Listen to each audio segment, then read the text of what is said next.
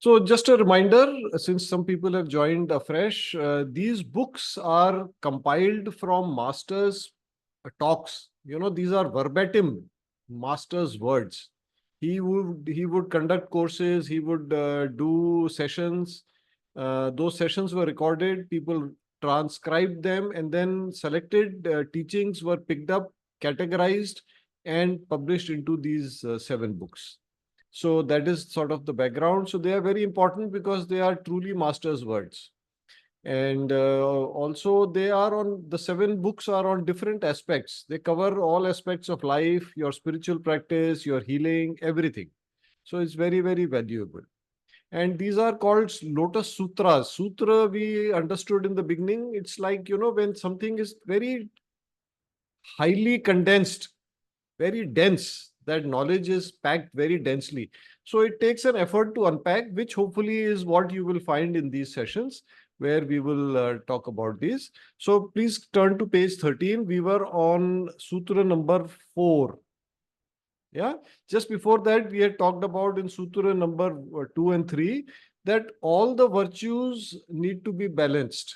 All the chakras need to be balanced. All the aspects, love, light, and power, उन सब में balance होना चाहिए. Unbalanced growth is not the preferred way, right? Okay. So if a person harms other people, the heart at the divine center cannot be activated because what was manifested is injury and harmfulness. It is important to show loving kindness to others. This is in the section called loving kindness and non-injury. So master is saying that, you should not harm other people. Now a question comes, what if unintentionally I have harmed somebody? हो सकता है ना, that is always possible. The harm may be caused unintentionally. So my master is not talking about here, but my thinking is that if it is unintentional, the karmic effect is less, and the immediate effect on your heart chakra is not much. Whereas if you do it intentionally, that is certainly something we are not supposed to do. We are not supposed to harm somebody physically or verbally or emotionally or mentally. How do we harm somebody mentally? We can curse them, right? Or, think badly for them, wish them unwell. So that we don't have to do. Also, I would suggest that it is important to show, not only show, sometimes we may interpret show as just an outward thing. But no, it has to be internal. It has to be real. We have to feel that. We have to have that loving kindness to the other person. Yeah. Let's move on. Just as you are kind to yourself, I hope you are kind to yourself. You must show loving kindness to others. If what you think and say repeatedly is good, what you receive will also be good. So we know the law of karma, we know the golden rule. Essentially, master is reminding us of the law of karma and the golden rule with respect to this particular virtue. All right? Okay. The last one on this page. Loving energy is real. Note the exclamation mark. It can be used to neutralize antagonistic energy. Antagonistic means, how you deal with an enemy. The antidote for cruelty is loving kindness and non-injury. Antidote means, something which is usually medicinal and it creates the opposite positive effect, opposite curing effect. Like, for example, poison. So there is an antidote to poison. Okay. So, why do you think master put an exclamation mark here? So, this is something that is, I think, very profound. बड़ी गहरी बात यहाँ पे master ने कही है. देखिए, अगर if loving energy is real, then it can be scanned. You can go into the quantity. You can talk about ज़्यादा, कम, more or less. More in quantity, less in quantity. You can scan it. So, and if it is energy, then you can find techniques to increase it. or to reduce it. I mean, why would you want to reduce loving kindness? But you can always, through techniques, you can increase it. Our healing can make a small difference. Yeah. And, when we talk about antidote, the opposite positive quality, something that will neutralize. I'm reminded of the teachings in the Bhagavad Gita or in the Yoga Sutras of Patanjali. Both of them advise that if you have a negative quality, the only way of correcting that is by replacing it with the opposite positive quality.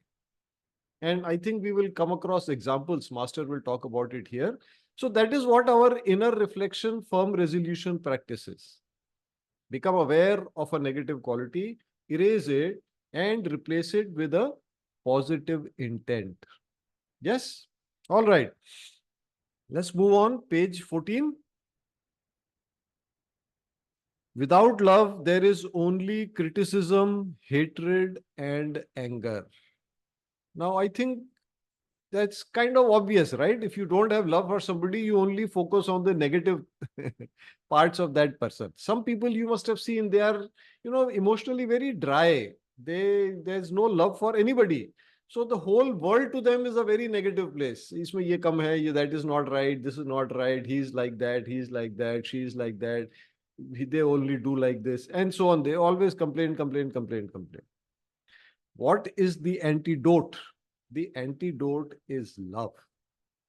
Because once you are love, and we saw love means quantity. So as the quantum of love will keep increasing, your hatred, criticism, anger, that will start getting reduced. Dampening effect, dampening. So they will get dampened. And slowly you may have a reversal also, where when you see somebody, you don't see negativity, you see positivity.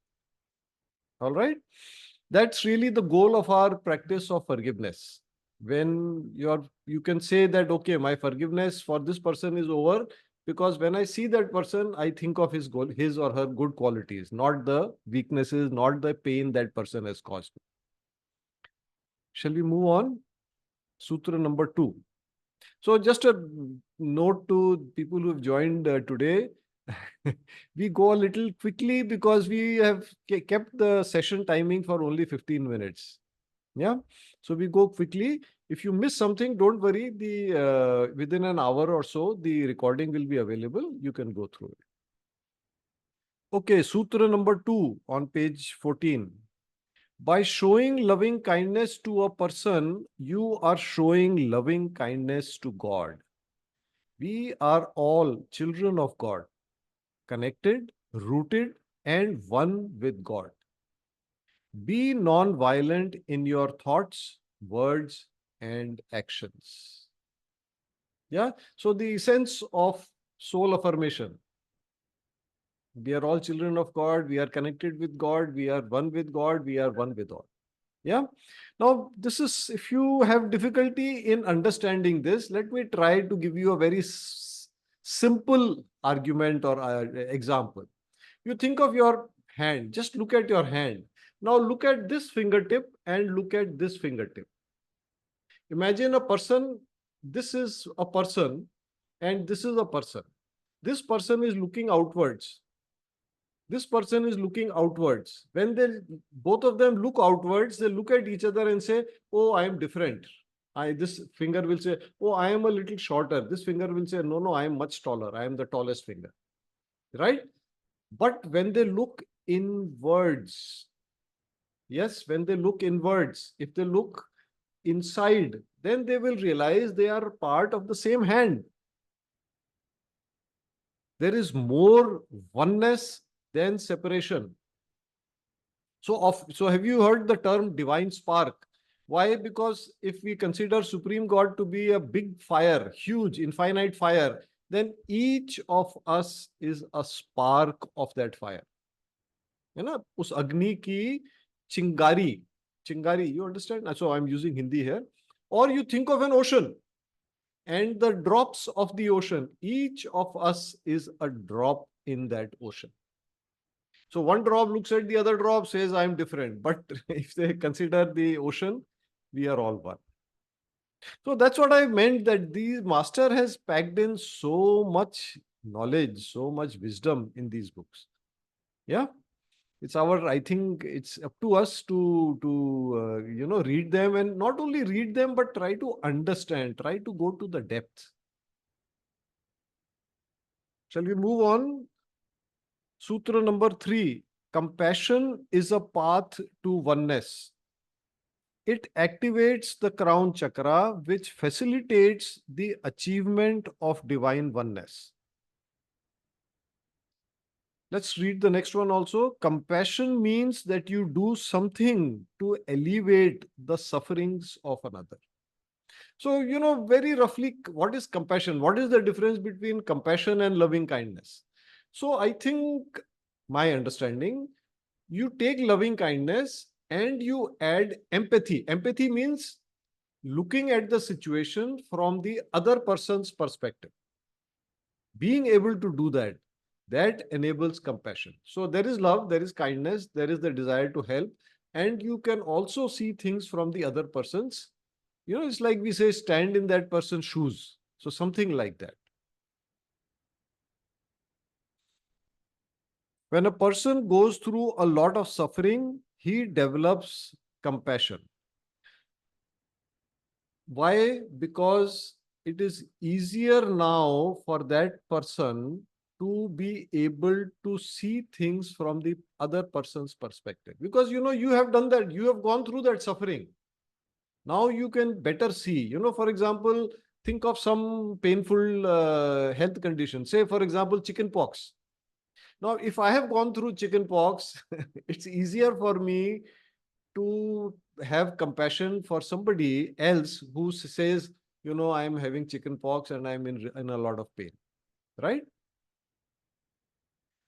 Last sutra on this page. Instead of feeling anger or hatred, a great soul feels compassion.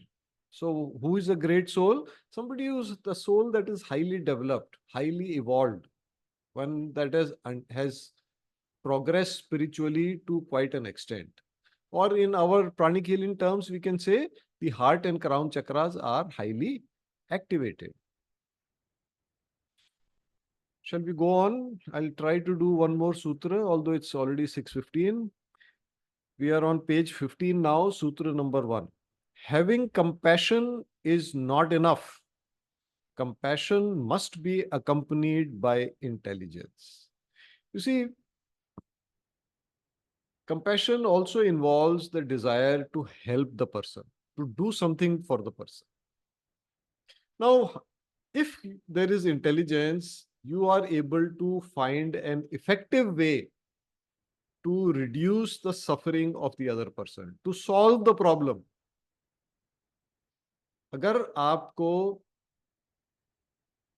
Intelligence भी है तो आप ज्यादा आसानी से कोई solution ढूंढ सकते हैं, उसको एक अच्छा उपाय बता सकते हैं. Without intelligence, your solutions, your suggestions may not be so nice. Yeah. Are you okay with 5 more minutes? We can then, or if you are short of time, please go through the recording. Let me try to finish this page today.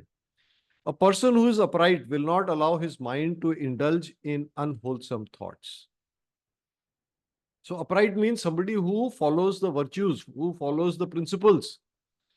If you remember, we had a long discussion in an earlier session. If you refer to page 4 of the book, Master has talked about principles, and we had a nice long, not long, but we had a reasonable discussion on them. So may I suggest, please refer to that. Control your thoughts. What a person sows in the inner world, a person may harvest physically. You see, there are two ways in which this happens. Number one, we know that what we think will become future action for us. Like I think, okay, I should do this, then I will do that.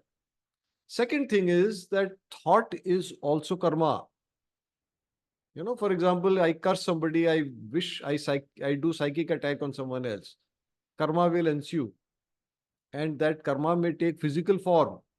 If you go through Master's book, Psychic Self-Defense, he's given in several of the problems, he said it's because of past karma. Yeah. Okay. The last one on this page. Improper thought comes from an improper viewpoint. Wrong speech is a manifestation of a wrong viewpoint. If a person does not view things accurately, there will be suffering. So, again, 2 points here. Number one, you know, if you have improper viewpoint, that means the way you look at situations, the way you look at reality, आप किसी भी परिस्थिति को देखते हैं गलत निगाह से देखते हैं, गलत नजरिए से देखते हैं, you will end up with the wrong decisions, with the wrong choices. And what is life except the decisions and choices that you make? I mean, for example, you are here right now because you chose to be here. आपने एक decision लिया कि भी मुझे ये session attend करना है. Correct? Also, second aspect of improper viewpoint is that this will lead to improper actions, improper words,